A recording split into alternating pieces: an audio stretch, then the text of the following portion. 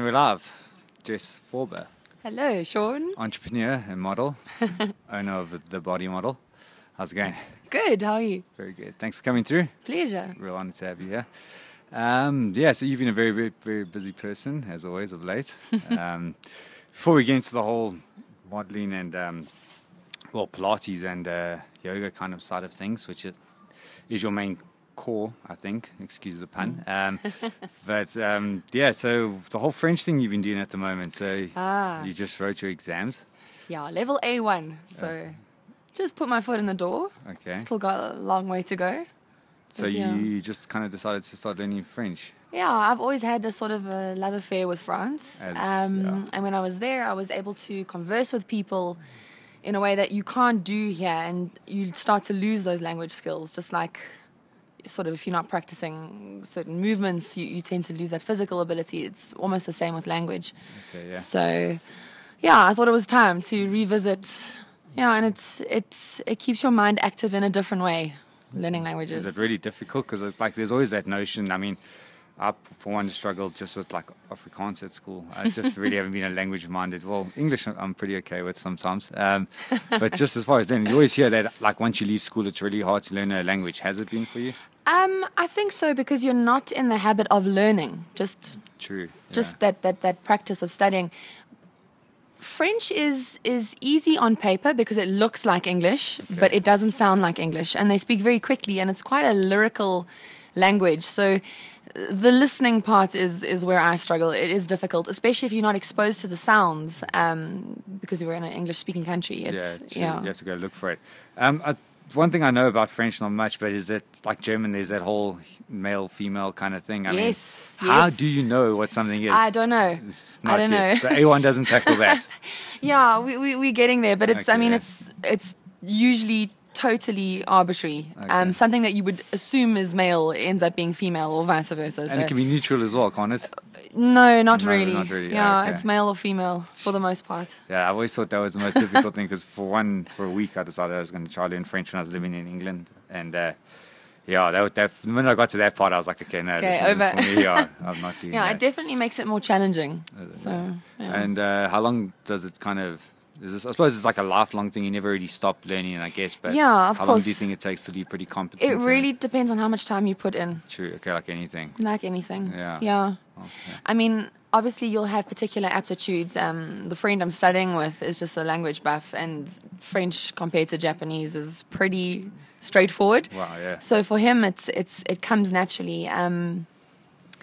But I think, the best approach is really to try and dedicate some time every day. So whether it's 10 minutes learning a new verb, or half an hour or an hour, you do what you can. Yeah. But try and make it an everyday habit. Okay, and is it like an institution you're going through? Is it like a university? I'm being brave and self-studying, so nice. Using YouTube tutorials or just purchasing books, things like that, and then doing past papers or practice papers through the Delft website. So you write at Alliance Française, which is in close to Zoo Lake in Johannesburg. Nice. So you sign up, you do the exam, and you can either attend the courses there, which kind of prepare you better. Obviously, they know what you're likely to encounter in the exam. Definitely, yeah. So with us, it's kind of hit and miss, but yeah. So you decided to kind of just skip all the, like say, teach yourself and then just go and do tests just due to time restraints. Okay, so I tend to teach at times when those people have free time. That's why they're coming to me. Okay, and that's often when the classes will take place. So that's really interesting. Yeah, I think it's something that would be nice to challenge myself with one day. I think you should. Try to pick a language. And I mean, it's pretty important, especially like with social media nowadays. I mean, like you can communicate. It was easier to say, look, I'm never going to meet a French person probably, so there's no real reason to learn I it. think you might. Yeah, nowadays, especially with the internet and that, I mean, it's really, really easy to kind of meet people of all walks and talks and that. It was interesting traveling, particularly around Europe. Yeah. You really became quite embarrassed when you saw how many languages the average European speaks. They'll speak their home language. Most of them will either speak French or Spanish, and they'll speak German and some other random language, speaking 3 or 4 languages, and you're kind of like, okay, so... I mean, I even watched Anthony Bourdain documentary the other night where he was in Amsterdam, and the exact same thing where he was embarrassed. He's like, this guy who spoke Dutch, German, French, and Spanish. Yeah. And he was just like... And that's quite normal. That's not like the exception. That's pretty average. I mean, but at their core, I mean, I think there's a big difference between German and Spanish probably, but I think at their core there are certain fundamentals that probably do permeate. Well, Latin-based languages. True, okay, yeah. So... Portuguese as well as yeah, one of them, the Scandinavian languages are a whole other ball game, as well as Eastern European. And then obviously your Asian languages. But I think, so as not to be put off the process of learning a language, as an English speaker, it's probably a good idea to start with something like Spanish or Italian or French, where the sort of root words are familiar. Okay. So, and it makes it easier to get into the next language and the next one. Okay, it's not totally abstract. You can also be using the same alphabet as opposed to, symbols if you're looking at Greek or Russian or something. Where everything is totally unfamiliar. So starting over too. So getting onto the whole teaching and stuff. Something I've never really kind of understood or know really, like, what is the fundamental difference between yoga and Pilates? And like, okay, the one uses equipment as far as I know, and like, are they as old as each other, or is Pilates like a new thing? The yoga as we know it is actually quite a Western concept.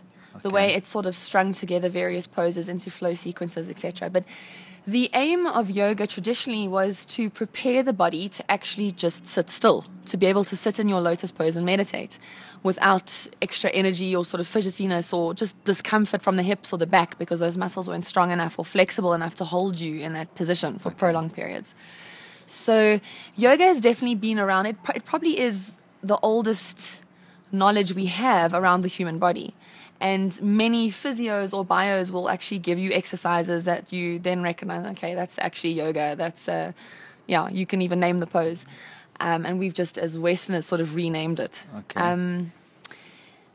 So in sort of colonial India, there was an interesting exchange of information back and forth. And around the same time as a sort of aerobics athletic movement was happening in Europe, Indian people were turning back to their yoga roots as a way of strengthening the body as part of their resistance to the English, becoming healthier and stronger, so they were actually able to oppose them in a meaningful way. And as Europeans were coming to India and some Indians were going to Europe, there was this exchange of knowledge about the body. So you often see crossovers. A good example is your sun salutations, which involve raising your arms above your head, forward folding, jumping back into a plank position, and moving through your chaturanga, which looks a lot like the Western burpee, actually. And Joseph Pilates was one of those people that were influenced by the yoga knowledge that was coming out of India. So you often see, even though you're on a reformer, for example, or the wonder chair, you do see a crossover in the position of the body. Okay. The movement that's being performed is different, but the shape is almost exactly the same. So an example of that would be your elephant on the reformer in Pilates with your down dog. Okay. So there are a lot of those crossovers, but they did evolve quite separately. The down dog's the one where you like kind of on down your dog, knees. you're on your hands, feet are on the floor, and your bum's in there. Okay, now what's the one where you're like on your knees and you're like in a ball, like the one that requires no effort? Yes, that's the only one I can do. Everybody's favorite, yes. So it's a resting, restorative pose, Okay, nice. So just to jump on that point there, so there was a guy called Joseph Pilates. Yes, that was his name. So he was of Greek ancestry, but was born in Germany. All right. And was actually quite a sickly child. And took it upon himself to strengthen his body. He particularly favored boxing and skiing, and obviously had a knowledge of yoga, as these ideas, as I mentioned, were being exchanged between Europe and the East. And started developing his own training methods. So by the age, I think it was of 13, he was already posing for anatomical drawings because he was so muscular. And he was headhunted by Scotland Yard in London and sent overseas to train their police force because his methods were recognized as quite revolutionary. And was training them effectively when World War I broke out. And then, of course, he was a German in England and was thrown into a concentration camp. And it was in this concentration camp he realized if he didn't strengthen his body, if he didn't become incredibly strong, he wouldn't survive. So a German got thrown into a British concentration camp? Yes, in England. Okay, wow. I didn't even know that. Not many people know about this, yeah. Okay. And this is where he really honed his his method because he had to use the limited apparatus that was around him. So that's why you see a lot of springs, which were taken from the beds that they had, literally all he had, and chairs, and everything looks kind of like a bed or like a chair. And then built his method up from that. And it was really interesting because it's written that after the war, that worldwide flu epidemic broke out.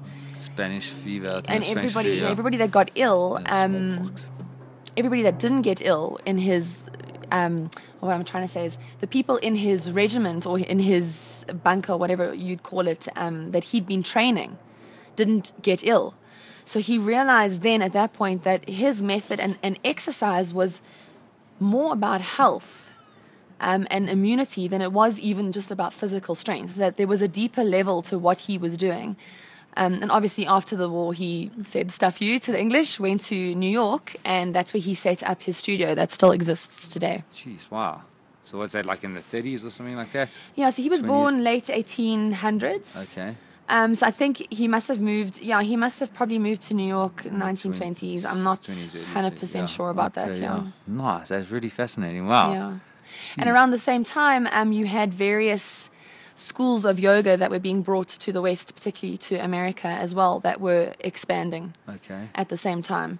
So, and America really is at the heart of the popular forms of yoga that we see today. Okay, nice. I mean, just on that point with the whole physical health and stuff, I completely agree with that. I mean, I feel the minute I stop exercising, there's so many parts of it's not like your fitness just goes away. There's so many aspects of your life that get affected. Like you do feel like just far less energy, more irritable.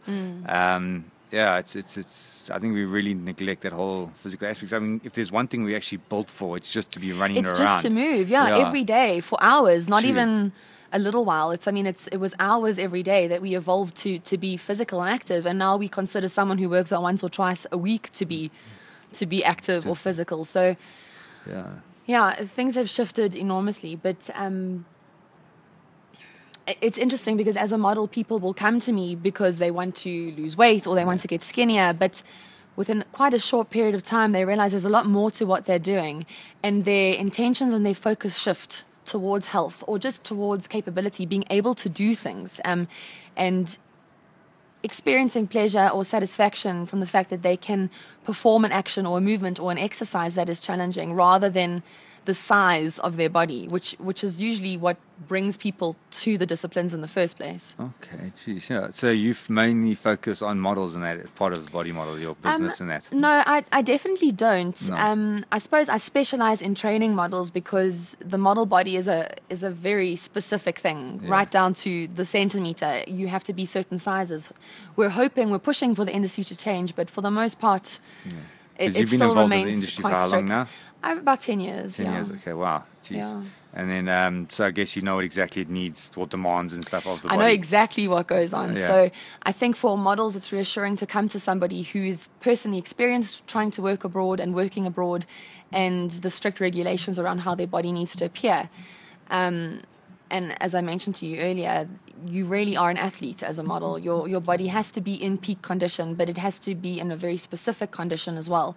Proportions have to be quite specific. So I think it's reassuring that they know that I understand what's required of them, especially as most traditional training methods, whether it's gym or just the boxing that's become quite popular, tends to actually bulk up or shorten a muscle, which will then increase your measurement. And there are very few things that actually lengthen or elongate the body, and those few things really just being Pilates and yoga, which was what drew me to them originally, because I wasn't receiving the results that I needed to go to Paris with traditional training, and I thought there's got to be something else. That's true. I mean, you don't really, I've never really thought of it that way. I mean, the two different approaches where you seem to be just constantly stretching with yoga and Pilates, and with other gym, it's this constant constricting of the muscle, just trying to get it as tight as possible. That is very interesting way of looking at it. To explain that, we have various types of movement available to our muscles. Okay. So traditional gym or training methods work with concentric contractions, which shorten the muscle. In Pilates and in yoga, you're working isometrically, which means the joint is stabilized. You're not moving it at all, and you're working those muscles still in a lengthened position.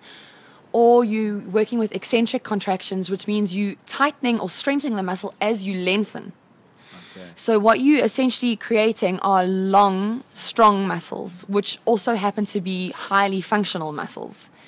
You can take a Pilates and yoga body and put them into any physical discipline, whereas the reverse is not always possible. So you often get very strong, muscular kind of gym guys who come into yoga and they cannot do anything and they can't understand why. I can feel like, not that I'm a big, strong, muscular guy, but I'm someone who does traditional gym. And when I did try for your birthday that time, we all went around and I thought I was going to just rock it. Yeah, you didn't look like you were having the most fun. No, it was really difficult, and it was frustratingly difficult because once again you think, wow, I can move this much weight. Surely I can just hold myself up and it is quite a shift. And I think that's what's been one of the appeals of like CrossFit and all these new like non-traditional gym functions, is that it does explore these other forms of fitness and strength. I think as someone who used to row and stuff, we learned pretty quickly that like you could be rowing fit, but you couldn't be running fit. They seem to be two different things. And I think trying to get as many of those different aspects of your physicality like kind of covered, I think is pretty important nowadays to try and be all around healthy. But just to neglect stretching that, I think it's been interesting to actually think about that for myself as somebody who doesn't really spend much time doing that. You really do hit a wall when you're training if you're not focusing on flexibility and stretching. Your muscles reach a sort of limit, and in order to create more space to strengthen, you have to be flexible. And a flexible muscle is also a muscle less prone to injury. So I think that's why yoga has become so popular amongst soccer players or rugby players or triathletes, because for injury prevention first and foremost, and then also just to increase functionality and the capacity to strengthen further. That's okay, nice. I mean, have you seen it grow over the years? How do you see the industry and everything at the moment? I first came across yoga in 2010 in Cape Town, which is a very fitting in Cape Town. Very fit, but very sort of fitting, alternative fitness. So, like fitting as in like that's the kind of place you find yoga in Cape Town. Yes. It was on top of a mountain with like daffodils. Well, exactly. It does make yoga easier than sort of a noisy, bustling studio in Johannesburg. But it is geared towards a more sort of alternative fitness, and the fitness that would allow you to be outdoors as well. But I came across it in 2010. Already then there were a lot of studios in Cape Town. I sampled a few of them. Okay. And in 2011 is when I headed over to Europe, and my first stop was Italy, where there was no yoga at all, and I had quite hectic withdrawal, and I wasn't sure what to do except get on a mat and start teaching myself with what I remembered. And then I moved to Turkey, to Istanbul, where I found a few more yoga studios. Nice, yeah. And then from there to Paris, where yoga was already quite established, like it was in Cape Town. And I think it's interesting because it tends to, be popular in cities that are really geared towards quite a healthy lifestyle. Quite an active outdoors kind of lifestyle, but also sort of aesthetically driven lifestyle as well, where people just want to look good. And the reality is that yoga and Pilates create very attractive bodies. Okay, yeah. Lean, long, but toned and strong bodies. Yeah, that's what I've noticed about the model body over the years. I remember like 10 years ago, it was very like skinny, like emaciated, and it's far more toned now and firm and like you say, just more muscular in a way. And I think women were always like, no, can't be doing weights and stuff, but or just because they didn't want to be muscular. But I think they realized that there's a big variation between muscular and Arnold Schwarzenegger kind of big. Yeah, exactly. Doesn't mean just because you've done a little bit of exercise you're going to grow huge. Well, fitness modeling has taken off in its own right. That favors a more, dare I say it, masculine look to the muscles. Yeah. But fashion requires you to be slender first and foremost. But that was not an option for me, especially traveling to countries like Italy and France. It was not possible for me not to eat.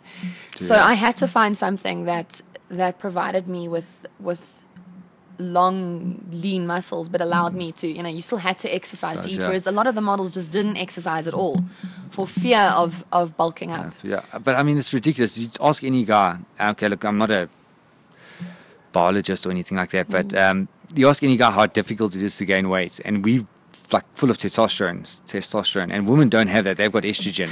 So like, I mean, if you see a built woman, it's not like they're all on steroids. I'm not saying all of them on steroids, but most of them have got to be on some form of steroid. Or they've been to Italy recently. That's the other option. Why?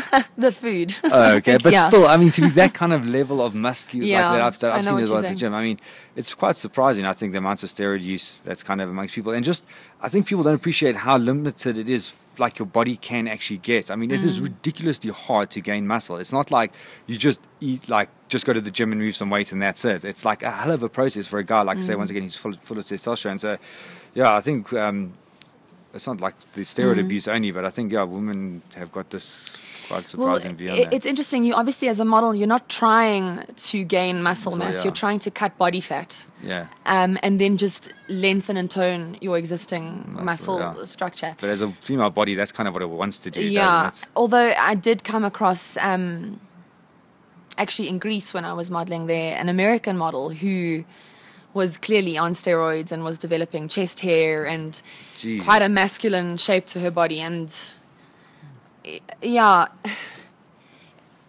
it was strange because she just had such a soft, beautiful face. And, you know, I'm all for different looks, different aesthetics, different body types. But there was something a little unnatural. It might have been all the body hair. But, but the industry really wants women ultimately to appear feminine, stereotypically feminine. Well, feminine in certain parts, if you have boobs or natural curves, that also tends to frighten them. So it's complicated. I had an interesting experience walking into Cosmopolitan in Paris for casting. And I'd been to a lingerie casting just before, so I had quite a revealing top on, and you could see I was, you know, I had a chest. And the I don't know who it was. I don't know if it was the editor or fashion editor that met me, didn't even speak to me, picked up the phone and started shouting at my booker and said, "How dare you send me a woman with breasts?" Jeez. And that was the level. I mean, it was pure aggression and bizarrely from a gay man about my natural feminine boobs. So yeah, it's a very peculiar world. Why? Is there thinking behind that? Is there actually like, why wouldn't they want to? I'm not entirely sure. I think the thinking behind it might be that a flat chest suits a larger range of clothing, just different styles. They don't sort of get in the way, which I do find problematic because you're promoting those images to women who tend to have boobs. True, yeah. Often these girls are so young they haven't actually fully developed yet. That's often the case. Or perhaps they're not eating well or overtraining, which will also reduce their chest size. So yeah, it's not really a boob-friendly industry.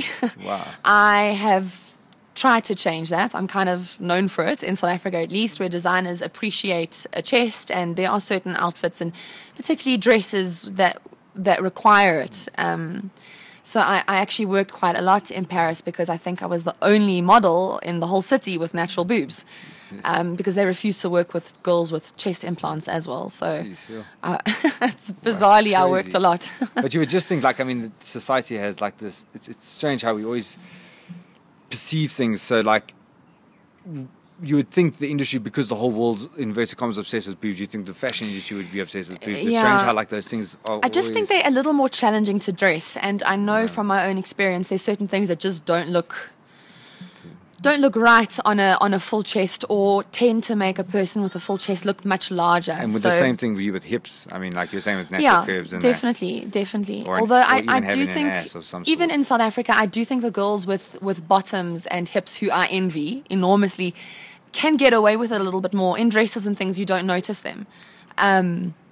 Whereas, you know, the top half of your body is always shown off. And unfortunately, the last few years, a sort of boxy cut has been very fashionable, which just doesn't suit any woman with the slightest kind of suggestion of a breast. And I don't know where that's come from. I don't know who sets those trends, because they're not wearable. Is there like a room of like faceless men in a smoky room somewhere, like, who make all these rules? I mean, I think so. And bizarrely, a lot of them are gay men. So Yeah, it does seem inherently unfair. Yeah, it's just, especially with the South African. I mean, you don't need to get into details, but like every continent and every like place in the world has a different style, a different look, a different feel, what they think is beautiful, all those kind of things. And to kind of copy and paste that same like European like bland, skinny kind of figure, which just doesn't really work well in this country. I think most people would agree. It's quite unfair on people because that's not going to be here.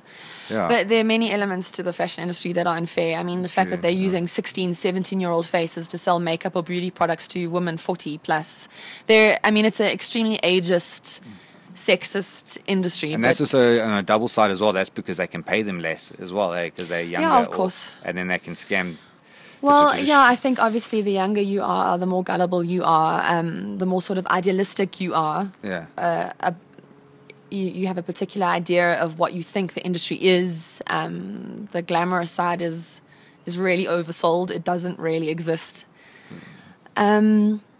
And as long as that glamorous side to fashion and modeling is promoted, you will always have young girls who are willing to really do anything just so that they can be called a model. True, yeah. Which affects everything from rates that you're able to charge to how you're able to look. There's a lot of room for improvement in the fashion industry. It's just it's kind of one of those situations where you feel it's so simple to kind of like fix in inverted commas, but like it seems like something in the ether that these things happen. And I wish there was like a central office where you can physically go and like deal with these kind of issues where you just like.